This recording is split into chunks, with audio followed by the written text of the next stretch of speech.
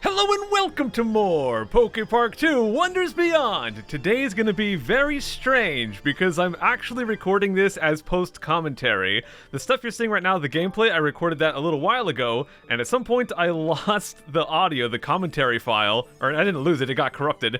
So now I'm gonna be basically watching the episode with you, and I'm just gonna talk over it, I guess. So we're watching this episode together.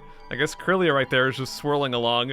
So we're gonna see what I happen to do here. Now I'm not gonna make any cuts, hopefully, so you guys can see a little bit of behind the scenes, what happens between cuts and stuff normally. But there might be times where I just like pause for like 2 minutes. If that happens, I'll cut it out, I guess. But yeah, let's just watch this episode together. So in this episode, we went and we had to deal with the final attraction here in PokePark, or in the Wish Park, and it's with Sigilyph. So basically just have a bunch of dialogue here. I'll let you guys read that yourselves. Normally I'd read it out, but chances are if I try to read it out now, I'll read it at a different speed than I did originally, so it'll be like really hard to keep up with when I was pressing A before. So it'll just be easier if I just let you guys read it, and we'll just go from there. So yeah, the final attraction here, the Flight of Fancy, and this one is kind of interesting. It reminds me a lot of one of the attractions from the original PokePark. And if you guys watch the original PokePark series, you'll probably see what I mean. But right there we had a target score of 15,000, and we have to get, well, we have to use the Wiimote and tilt it side to side to move side to side, and tilt it up and down to go up and down. And we hit the button to go faster. We basically have to go through these rings and collect gems and get a bunch of points. I think I chose Pikachu here, didn't I? Oh, no. Okay, I chose Tepig. I know I chose Tepig because I thought it was funny that, you know, there's like this old phrase like when pigs fly or whatever. So I thought it would be funny to have a flying attraction where we actually have a pig flying. So I chose Tepig for that. I remember that. So we're going to go ahead and get loaded in here. In space, dude! All right, Tepig, let's go. We got everyone just flying in space. I don't know how they're breathing up there. I mean, it makes sense for Deoxys, but everyone else, I'm just confused. So yeah, the whole minigame here, I spent most of the time just trying to figure out the controls. I've had a Wii since it came out, but I honestly haven't played that many games on my Wii. Mostly I played like Smash Bros, and that didn't really require me to use motion controls, so I actually never really got that used to using motion controls on the Wii. So stuff like this totally throws me off, and I do end up doing fine, but it was quite the struggle.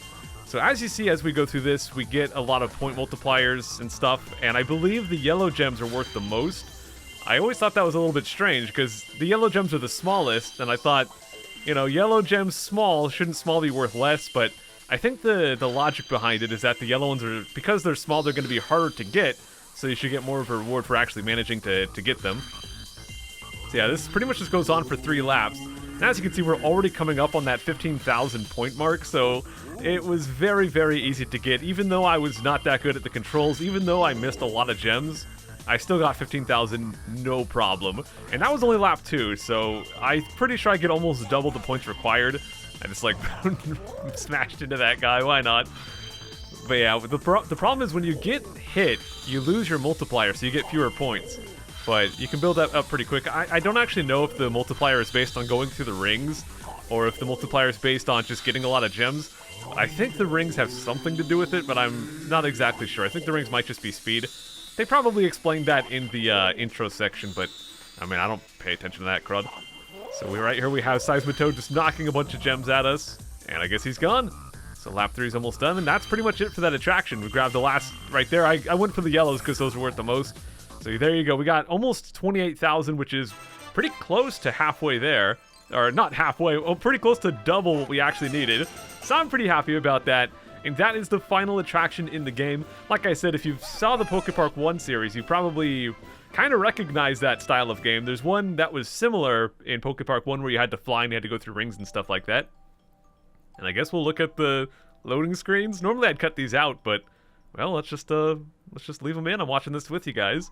So we're back to Sigilyph, and I believe Sigilyph was like the last remaining guy.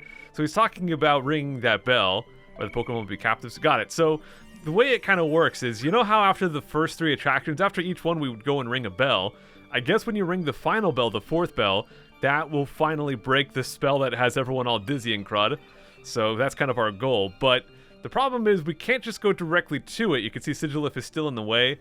So right here I was trying to think who to use. And I think I actually took a moment to go and Google. I went to Google Sigilyph's type because I wasn't sure if he was Dark Psychic or if he was Psychic Flying. Turns out he was Psychic Flying, so I went over to Pikachu here, and I did that because, you know, Electric type, good against flying and all that. What the? I don't know why it's like freezing up like that. I don't remember if it did that in the original playthrough or if it's just in the recording, but oh well. Oh my gosh, these guys looking tough, man. So yeah, we'll have to have Pikachu versus Sigilyph, and I'm pretty sure it's not just Sigilyph. I think, oh no, that's what it was. I was expecting a battle, but it ended up being one of these chase segments. Oh my gosh, I am so sad we lost the commentary on this because I got so hyped during this part. Oh well, it's okay. We have to basically run past all these Pokemon and get up this spiral to reach Sigilyph. We had a mode like this before. I think it was in the Crag area. I can't remember, but we had something like this before where we had to run past stuff. We have to do it again. So we start off with Bisharp, and he just swirls all over the place. And you'll see me do this a lot. You see how right there, I like jumped and I tail whipped in the air, or Iron Tailed in the air. I accidentally tail whip or Iron Tail. I do that a lot for some reason. So the hardest thing, jumping over a small pit, dude. That was tough because, again, I have a bad habit of trying to shake the controller to do a dash, which you can't actually do when it's not chased, but it's just a bad habit. I'm always shaking the controller, but when you shake the controller in the air, it does Iron Tail, so I kept shaking it on well, I kept thinking I needed to shake it in the air, but I didn't. So yeah, right here, we get hit, we drop down almost dying, but we have a little bit of HP, so that happens a lot. We just accidentally get knocked into those tiny gaps, which I don't know how I manage considering the gaps are like 5% of the platforms. They're not that big of gaps, but I always manage to get knocked into them. So right there I was stressed out because we had to not get hit even one more time or we die, and you can see my Thunderbolt here was having no effect on Seismitoad, so I had to beat him with the Iron Tail. So we went in with that good, and basically you see on the right those platforms are not open. We have to defeat Seismitoad to open those platforms to get across. I don't know if you could get across with like Snivy's double jump. Probably not. I think you do have to beat Seismitoad. And this was not convenient because I couldn't use my Thunderbolt, so I had to always get close, which always felt scary. So at this point, I'm just like stressing out. I'm so worried that I'm gonna get hit just once and I'm gonna die. But as you can see right there, we got him. Seismitoad goes down and the platforms open up. And the thing that's convenient, I'm pretty sure if we get knocked back down, I don't think that Seismitoad comes back. And as you can see, we did get knocked down because gosh dang Girder right here just did his little spiral. And now I'm very close to dead. Basically one little hit from anything, even a weak attack would get me. So I'm playing all kinds of patient. I do not want to get hit by the swirly swirl. Oh, a little bit of lag there once again for some reason. I don't know if that shows up just for me or shows up for you guys as well, but I'm getting random lag spikes here as I watch this video back. It's okay. So we get across that, we get past the Girder, but now we have to get past Roggenrola, and they all like to use Explosion. So that's tricky, and I missed my jump right there, so now we have to be patient once again, waiting for this Girder. Come on, buddy, you can make it past. There you go, okay. So now we just have to get past these Roggenrola, but again, they all use Explosion, and I have to make this jump right afterwards. So I kind of goofed right there, so I went back, but then I realized they do it again very quick. Somehow I make it by, but now we have to get past Druddigon, and we have to actually fight him too. So I have to go with 1 HP, I cannot take any damage, and I have to beat this big dragon guy right here. I was kind of freaking out at this point. So we're using some Thunderbolts. Thankfully, unlike Seismitoad, Thunderbolt is pretty good.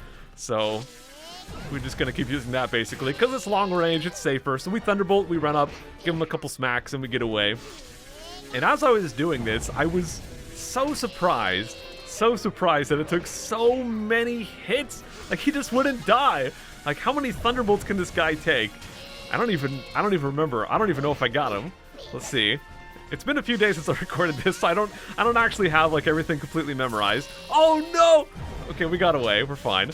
So yeah, as long as we get this guy, I think we don't have to fight Sigilyph right away. I'm pretty sure if we get to Sigilyph, it heals us up and then we fight him. So we don't have to like beat Sigilyph as well with 1 HP. So this Druddigon is like the last, it's like the last bastion, the last obstacle between me and victory. And there we go, we got him, dude. Heck yeah. Just one more Thunderbolt for good measure. And yeah, that platform is not easy to fall off of, so we get up there without falling back into the Roggenrola. And there you go, dude. Oh my gosh, I was so hyped when I got this. I couldn't believe that I survived that. I thought I was gonna die and have to retry it, but somehow, the Seismitoad, I beat it. The Druddigon, I beat it. I dodged all the Rock and Rollas. I was so excited. And then we had to beat Sigilyph as well. Now, Sigilyph has a lot of HP, which makes sense because he's an attraction boss, but being a flying type, he should be pretty weak to my Thunderbolt. The thing is, he has some crazy attacks, as you can see right here. He shoots out those rainbow balls, and you can see they explode, and I got hit by the explosion at the very end. But look how much damage that Thunderbolt does as we get hit by that Psy Beam. So 2 Thunderbolts hits him down, a third one takes him below half, so we're already halfway done, but you can see we're also almost dead ourselves. And he's got so many crazy attacks. So I go for another zap, but as you can see, one Thunderbolt does not stun him. We gotta hit him twice. Oh no. Oh my gosh. Oh, right. So I get hit by that. Electivire comes out, and Electivire totally misses, dude. I was so upset. I could not believe he missed right there. So now we're in the same situation as we were during the chase. 1 HP is all we have, but I go and I hit him before he gets a chance to hit me. And there you go. Once again, we clutch it out. No retries required. Sigilyph goes down. Heck yeah, man. And then we're back to loading. Oh my gosh. I guess these guys are a little bit clumsy. Can you imagine being this loading screen and you have to like loop forever? So Oshawott is just like tripping infinitely. So I guess Sigilyph is surprised that we won. I mean, it honestly was a little bit of a challenging battle. I think it would have gone down a lot easier if Electivire actually hit, because I was so excited that it was Electivire, because Electivire's electric type. I think if Electivire hit, he would have just killed him right there. But I don't know what happened. I don't know if Electivire just had really bad aim, or if Sigilyph like moved at the exact correct moment. But for some reason, it missed. But here we are with the last bell, the fourth, I don't even know what they call them. I think they're just bells. I don't remember if they have a fancy name.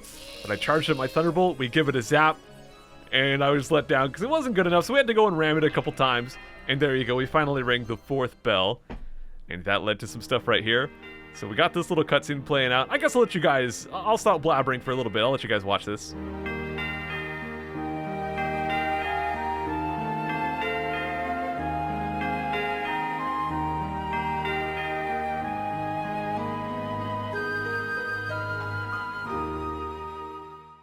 There you go, all of the Pokemon get out of the stun state. I can't it's been so long. Was it the cake that stunned them, or was that just like one of the things that stunned them and there was a whole bunch of stuff? I don't remember, but either way, now that those guys are no longer stunned, we should be able to befriend them. There's not that many Pokemon in Wish Park, but I mean, I am going to be going to befriend every single Pokemon in the game that we can, so that means them as well. And we got more cutscenes, so let's go ahead and watch this.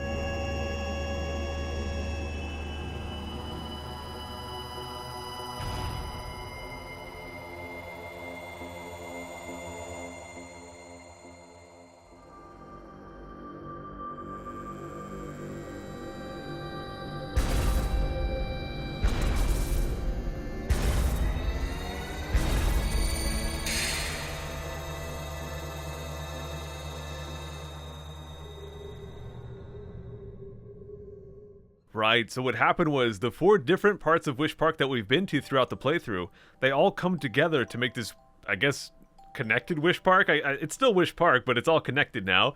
And there's a portal that opened up in the middle. I don't know if they mention it here. I'm pretty sure they do. Yeah, the entrance to Wish Palace is open. So Wish Palace is kind of like the big finale for the game. So in terms of the storyline, guys, this playthrough is very close to being done. In fact, the next episode might be the finale in terms of story. Of course, I am going to 100%. We have a lot of friends we still need to make in like the Crag area and stuff like that. So I will be going back to get all those. But in terms of the story, we're just about done, which is pretty awesome. Yeah, so we're just gonna run over there, I guess. I don't think I went there in this episode. I can see the timer is almost coming to a close. I don't know why. I don't know why I paused right there. But yeah, I went and ran over to it, and I remember not going into it. I'm pretty sure I like cliffhang right here or something. So we walk over to it, and it looks like it starts another little cutscene. But yeah, I'm pretty sure we're gonna go in there and finish this off in the next episode. So I know that Gothitelle and all of them appear right here, and I don't know. We still have to stop Darkrai. I think that's all we have to really do left with all the rings, all the bells rang. It's pretty much it. But I don't know if they're still working with Darkrai or not. I'd go over and talk to Gothita. Oh yeah, so they can see into the future, so they already know if I'm gonna win or not, I guess. But yeah, I remember standing around for a while. We'll see if that happens. Or maybe, yeah, I think what I did was I ran around because I wanted to go and make some friends before we went in. So I'm like, okay, you know what? We need to go and do the Arbor area, finish that off. We need to finish off the Cove area. Actually, we need to finish off everything, especially the Crag area. So right now I'm like desperately trying to get back to the main part of the game to say, so that way that I could save the Wish Palace. I could save that for the actual finale. But I could not find a way out, and as far as I can tell, we can't exit, so we ended up having to stop right before the Wish Palace entrance, and we're gonna have to do that before we can go and befriend everyone. I hope that we can still play after the credits or whatever, and we can still befriend everyone, because that would be kind of a bummer if we just missed out on everything, but I highly doubt they would do that, because we still have so much to do. We still have to make all of the friends, we still have to get all those vast white quills, and there's still some achievements as well. So right here it does say go to Wish Palace, and I guess I do go in. I don't remember doing that, but alright. So we do go into the Wish Palace. But I don't think we're gonna do that much there, considering the video's over in a minute. So yeah, I guess while we get to this place, I'll go ahead and wrap this up. So I hope you guys did not mind listening to a bit of post-commentary, basically me watching the episode with you guys. I don't know, I think it's kind of fun. It's a little awkward, because I'm just like sitting here talking while I watch a video, but you know what? I sit and play video games and talk to myself for a living, so I guess it's not that weird. I think the only other time I've ever done something like this was back in Pokemon Uranium, maybe? But there you go, I lost my commentary, it got corrupted, so we watched it together, and I guess this is where we're gonna go ahead and wrap it up. I'm pretty sure I'm at that phase where I'm just like, I think I'm either commentating my outro, or I might be looking something up. I remember like looking up to see how much there was left in the game, but I don't know if I did that after the recording or beforehand. So for some reason I'm standing around. I don't know why, but we're gonna finish this one out. I'm gonna sit through it with you guys. The last 20 seconds here. I guess this is what happens at the end of recordings. Sometimes I do just leave the recording running for a little bit longer, even after I've done my outro, just in case I want to put an actual like the outro music and stuff. But I haven't been doing that with this series, so I don't know, man. But anyways, it's coming to a close, so that's it for this one, guys. Thank you so much for watching. I hope you enjoyed this weird post-commentary, and I'll see you next time. Take care!